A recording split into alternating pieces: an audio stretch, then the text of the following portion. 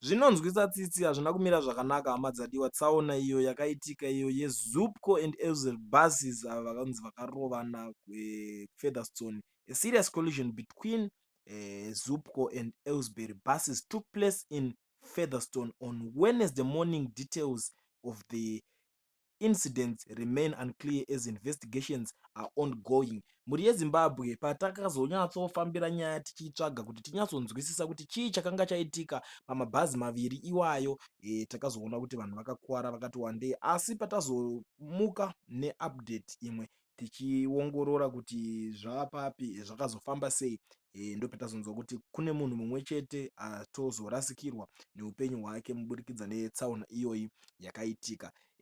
Zvinhu zvinosiririsa, zvinhu zvinorwadza kwazvo kuzongonzwa kuti pamwe zvichida unenge une hama yako inenge ichitraevhera yaendawo nzvimbo idzodzo, kuzongonzwa kunzi pane tsaona yasanganikwa nayo.